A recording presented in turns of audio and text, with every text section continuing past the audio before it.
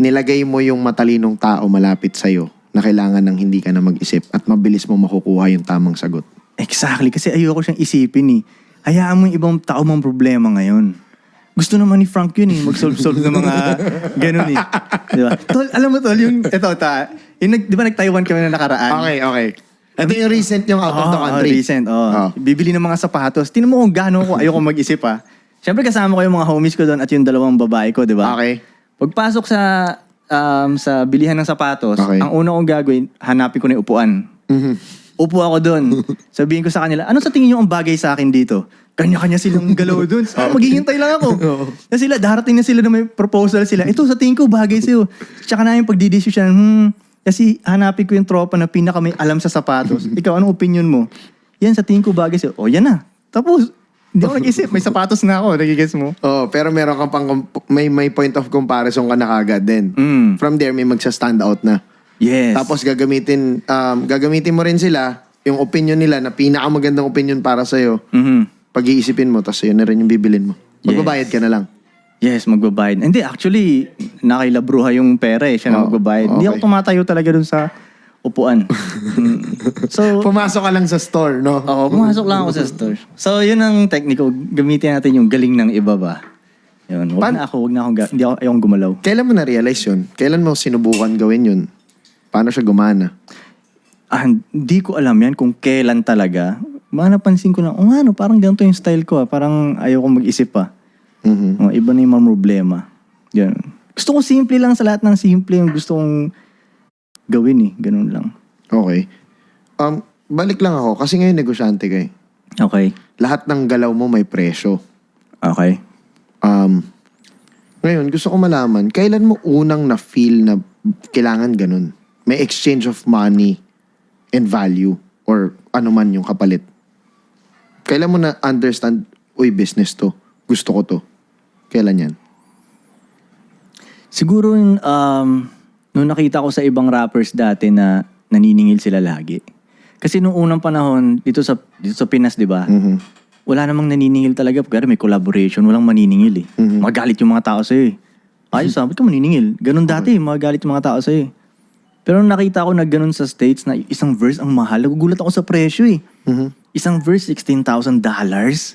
Isang verse, parang pwede kong, ganun, parang ganun. Doon ko lang siya nakuha. So lahat ng gagawin ko, ganun lang din. Pero nung una, syempre yung mga tao nagagalit. Naiinis sila. Naalala ko nga dati tol eh. May event kaming pupuntahan. Okay. Ang singil lang namin 5,000 tol ah. TF mo para sa event na yun. Parang ganun. Nagalit pa yung mga ulupong na yun sa 5,000 lang. Di hindi kami pumunta, di ba? Di huwag kami pumunta. O isipin mo kung gano'n nila pinagsisihan yun. Kung kinagat na lang nila yung 5,000 ko dati. Hindi sana may show sila with you, no? May picture pa kami magkakasama. Nakagawa kami history. Nasa YouTube sana yun. Hindi. Ang dami nilang sinabi. Dahil sa 5,000. Nag-talk shit pa sila sa internet dahil sa 5,000. Si Pudong tinawag nilang Pudel. Mga ganun-ganun. Dahil sa 5 fucking thousand. Dahil sa 5,000. Tinam yun. Di tuloy tayo friends. Di ba? Ina na nila 5,000 lang eh. Di ba? Okay, hindi. May understanding ka kasi talaga ng value ng pera eh. Okay. And kung paano may value yung sarili mo. Pero babalik tayo dun sa kwento. Ano naman yung naging buhay mo sa Amerika? Parang gusto ko lang din ma-establish sa kwentuhan na to kung ano rin yung mga moments mo dun sa Tate.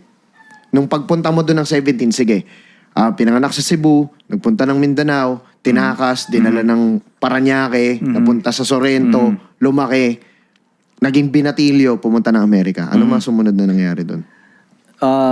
Nung pumunta akong Amerika, nakaka-excite talaga kasi nung panahon na yon, ang iniisip ng lahat, pag nasa Amerika ka, okay na ang lahat eh. Diba? Diba yung talaga ang dating? The American parang dreams. made it na eh, parang ganun. Kumbaga feeling mo, panis mo na lahat ng nasa Pinas dahil nasa Amerika ka. Kala ko rin makikita ko si Snoop Dogg. Kasi sabi sa Long Beach kami pupunta. Sabi ko makikita ko si Snoop Dogg. Taga ron siya eh. Nakauwi na ako Pilipinas lahat-lahat. Di ko pa siya nakita. Ang puta yan yan. Sa 7 taon. Oo, hindi ko nakita. Puta yan. Ang tangkad pa nun ha, hindi ko siya nakita. Anyway, so akala ko magiging okay ang lahat. Pero doon pa ako nakaranas ng gutom, nung pagka-homeless, doon ako nakaranas ng yung problema, yung sakit sa... Basta yung ganun, lungkot, doon ako nakarahan. Pangalawang araw doon, parang nakakaramdam na ako ng depression, pangalawang araw. Kasi isipin mo, galing ka sa Sorrento na buhay yung neighborhood. Friends mo lahat. Paglapag mo ng Amerika, bilang parang tahimik, hindi yung same yung nakikita mo sa movies at sa totoong buhay doon eh. Akala ko mabilis ko makakaibigan yung mga gangster doon eh. Yun ang gusto kong mangyari eh. Kaibiganin ko itong mga gangster dito. Kasi na-excite ako magpa-picture nun, pakita ko sa mga homies ko sa Pinas. Kaibigan ko yung mga gangster dito, di ba? Hindi pala. Nakakatakot palang lapitan. Pagtitripan ka pala o ano man. Ganun. May mga racism, may mga ganon, di ba? Lahat ng... Una, hindi ko pa na yung racism dun eh. Pero yung hindi lang ganun. Hindi ka tulad dito na paglabas mo ng neighborhood, madali kang may makausap na iba, di ba? Punta ka lang ng court, may magiging kaibigan ka. Doon hindi ganun kadali eh. Lalo na't bata ka pa. Ganun. So, tapos no, nagtrabaho ako ng mga odd jobs doon, kung ano-anong trabaho doon, mga dishwasher, mga ganyan-ganyan. Okay. So, sorry, papunta doon, anong purpose mo sa pagpunta ng Amerika? Kasi sabi nung uncle ng nanay ko, doon ka na lang sa Amerika, trabaho ka doon. Ako naman, sige, gusto ko magtrabaho agad, ayoko mag-college eh. Okay. So, gusto ko magtrabaho. Ayaw mo na kasi sa school. Tas Amerika nga naman kasi yung idea. Tapos sabi ng uncle ng nanay ko, yung pinakamababang sweldo doon, ganito. Yung panahon na yun, parang $6.75 per hour ata. Ang kinumpute ko, mas mataas pa sa teacher ko ah. Tapos doon na, di ba? Parang ganun. Yan na. So, kaya kami pumunta doon. Ako lang ang plano talagang pumunta doon. Nainggit lang si nanay eh. Ako rin. Parang ganun. So, nag-end up kami dalawa ni nanay doon. Pero magkaibang diskarte dahil doon hindi kayo, baga kanya-kanyang diskarte na doon eh.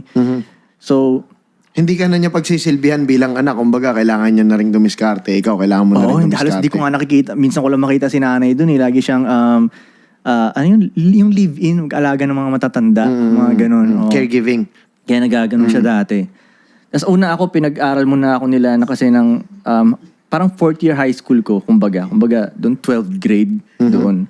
Yung tinapos ko muna yun doon. Okay. Tapos yun, nag-work na ako, magkanyan kung ano-ano doon.